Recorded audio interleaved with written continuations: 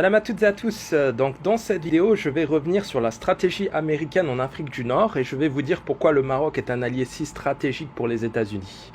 Le Maroc va être l'épicentre d'une lutte d'influence considérable entre l'Europe et les États-Unis qui risque d'embraser tout le sud de la Méditerranée. Vous allez comprendre l'attitude des Allemands et des Espagnols face à la reconnaissance de Trump. Je vais aller droit au but. Pour les Américains, soutenir l'intégrité territoriale du Maroc, c'est une façon de soutenir un allié historique, mais aussi de contrecarrer les plans de l'Union européenne dans la région. Les Américains ne veulent surtout pas que les ressources en terres rares autour du monde des tropiques aillent alimenter l'industrie automobile et militaire européenne. C'est aussi simple que ça. Le mont Tropique, qui se situe dans les eaux territoriales du Royaume, a subi une tentative d'appropriation par l'Espagne qui a essayé d'étendre sa zone économique exclusive de manière unilatérale et en contradiction du droit international. C'est d'ailleurs un rapport du département d'État américain qui stipule noir sur blanc que l'Espagne est dans l'illégalité au niveau du droit international car les îles n'ont pas les mêmes droits que les États pour délimiter leur zone maritime. Les Américains sont au courant des agissements des Espagnols et de l'Union européenne qui, dans un esprit néocolonial, essaie de spolier les ressources du Maroc. Décidément, l'Union européenne est une malédiction qui doit disparaître. Le monde des tropiques regorge de cobalt et surtout de tellure qui est un matériel très rare utilisé dans la fabrication de certaines armes, mais aussi de batteries électriques. Le dépôt de tellure au monde des tropiques est 50 000 fois plus important que tous les dépôts découverts jusqu'à ce jour. Quant aux réserves de cobalt, elles sont équivalentes aux réserves du Congo. Avec ces dépôts, le Maroc pourrait produire plus de 250 millions de voitures électriques. On comprend mieux l'hostilité de l'Allemagne qui souhaiterait que ces réserves restent entre les mains sales de l'Union européenne. Mais c'était sans compter sur les États-Unis et désormais l'Angleterre qui a multiplié les rapprochements avec le Maroc. Je rappelle que c'est une compagnie d'exploration britannique qui avait découvert ces ressources en 2016, poussant l'Espagne à se précipiter pour étendre son espace maritime comme un chien se jetant sur son os. Le Maroc a fait la même chose en 2019 en légiférant sur son espace maritime au Sahara, créant de facto un conflit avec l'Espagne. Je pense que c'est à ce moment-là que les relations entre le Maroc et l'Espagne ont commencé à se détériorer. Après l'adoption des lois délimitant la zone économique exclusive du Maroc à 350 milles nautiques, des députés européens espagnols ont soulevé la question auprès du Parlement européen dans une motion intitulée, je cite, « Maroc, l'illégale délimitation de sa zone économique exclusive ». Le texte dit, entre autres, que le Maroc occupe illégalement le Sahara occidental et que par conséquent le pays n'a aucun droit sur l'espace maritime du territoire. Encore une fois, il y a en arrière-plan la volonté sournoise de l'Espagne de s'approprier le mont Tropique. C'est du néocolonialisme pur.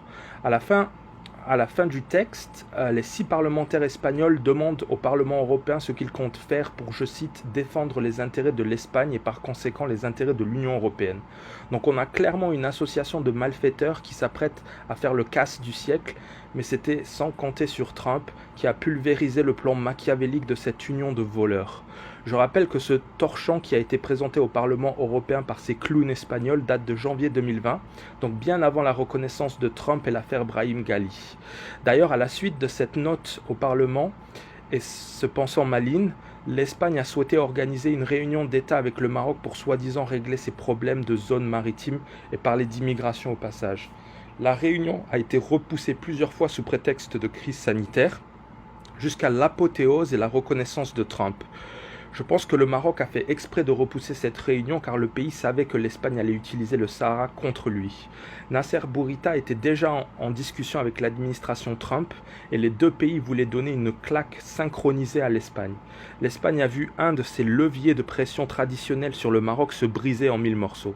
Levier qu'elle comptait bien évidemment actionner durant cette réunion pour pousser le Maroc à renier ses revendications maritimes.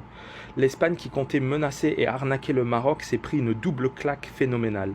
La réunion entre les deux gouvernements n'a toujours pas eu lieu et elle n'aura certainement jamais eu lieu car, entre-temps, on a eu l'affaire Brahim Ghali et la remontée des tensions entre les deux pays. C'est fascinant de voir les tractations en coulisses, la traîtrise de ces Européens qui ne sont intéressés que par les ressources naturelles du continent africain, peu importe comment ils les obtiennent.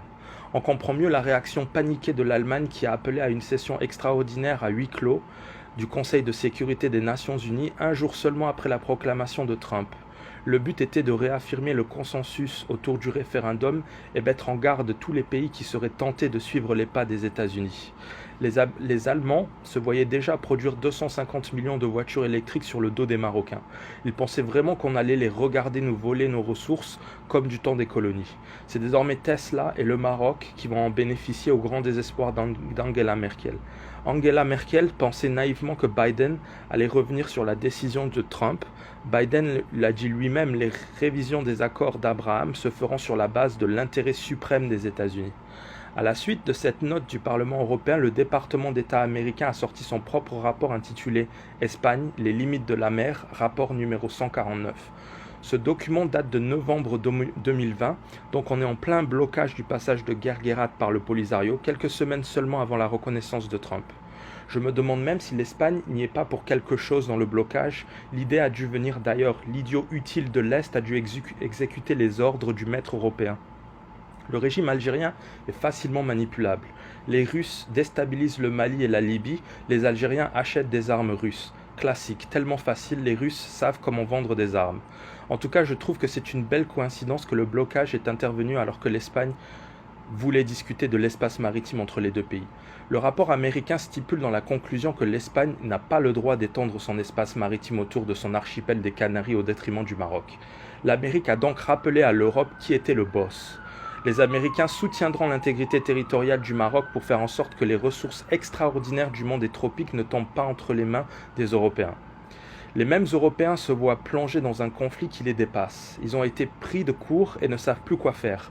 L'Allemagne pense toujours qu'il y a possibilité que les ressources des tropiques restent entre les mains des Espagnols. La France est prudente, elle est aussi tentée d'opérer un virage stratégique et se positionner avec le Maroc. Le pays a déjà 2 constructeurs automobiles installés dans le pays, donc le fait que le Maroc exploite ses ressources est une opportunité pour la France de développer ses voitures électriques et écraser la concurrence, notamment allemande. Mais les Français veulent aussi une part du gâteau algérien. Les Allemands ont le cul entre 2 chaises, passez-moi l'expression, mais c'est pour cette raison que les Allemands ont tenté de faire marche arrière en réinvitant le Maroc à la conférence de Berlin sur la Libye. Il y a une volonté d'apaiser les tensions car l'Allemagne ne veut pas risquer de se mettre à dos le pays qui pourrait faire basculer le secteur des énergies renouvelables grâce à ses réserves considérables de métaux précieux. Oubliez le pétrole, oubliez le gaz, le Maroc est assis sur des centaines de milliards de dollars de métaux précieux. Même les Chinois essaient de séduire le Maroc. Il y a eu récemment le Morocco-China Business Council à Agadir où la diplomatie chinoise a réaffirmé que l'autonomie, le plan d'autonomie du Sahara proposé par le Maroc était l'option la plus crédible.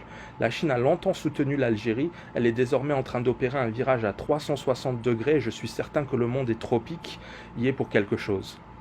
Il y a plusieurs événements qui confirment cette implication des États-Unis, mais aussi des Britanniques qui ont repris leur liberté depuis le Brexit et se voient désormais en concurrent de l'Union européenne. Rappelez-vous, après le Brexit, le premier pays que les Britanniques ont visité, c'était le Maroc, pour signer un accord pour l'ouverture d'une nouvelle ligne maritime entre les deux pays. Les Britanniques veulent remplacer l'Espagne par le Maroc pour tout ce qui est approvisionnement en fruits et légumes, ce qui a dévasté les producteurs espagnols qui accusent désormais le Maroc de tous leurs maux. Ils blâment le Maroc de leur avoir pris le marché britannique. Il y a eu aussi l'accord commercial avec la Grande-Bretagne qui a inclus pour la première fois le Sahara marocain. Cet accord a été attaqué par le Polisario, ce qui devrait pousser Boris Johnson à reconnaître la marocanité du Sahara très prochainement. Je peux aussi citer le câble électrique sous-marin qui devrait relier un méga projet éolien et solaire au Maroc à la Grande-Bretagne. Un autre événement important qui confirme cette nouvelle stratégie américaine, c'est l'éjection de l'Espagne par le Maroc des exercices de l'African Lion 2021, sans que les États-Unis ne disent un mot à ce sujet, comme s'ils approuvaient la décision du Maroc.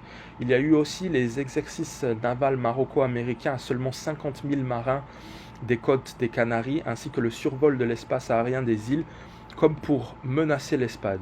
D'ailleurs, celle-ci n'a pas protesté.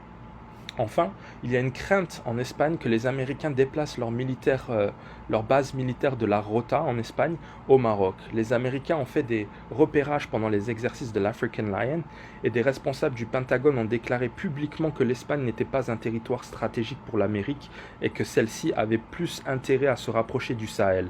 Donc le Maroc est un choix stratégique pour l'Amérique. Je pense que la vraie raison pour les Américains, c'est de réaffirmer leur soutien au Maroc et faire en sorte que les ressources du Maroc restent au Maroc. Maroc. Le Maroc a récemment fait l'acquisition d'un bateau océanographique japonais pour justement opérer une cartographie de ces fonds marins en vue de découvrir d'autres dépôts éventuels. Il y a aussi des terres rares qui ont été découvertes aux abords de Dakhla et qui devraient être exploitées très prochainement. Le Maroc a les moyens d'être un géant de la batterie électrique car on a les principales ressources minières pour les produire. On a du phosphate, de la fluorine et du cobalt que l'on vend aux Allemands alors qu'on pourrait produire des batteries chez nous. Il nous manque du bauxite et du lithium que l'on peut se procurer facilement en Afrique grâce à la zone de libre-échange.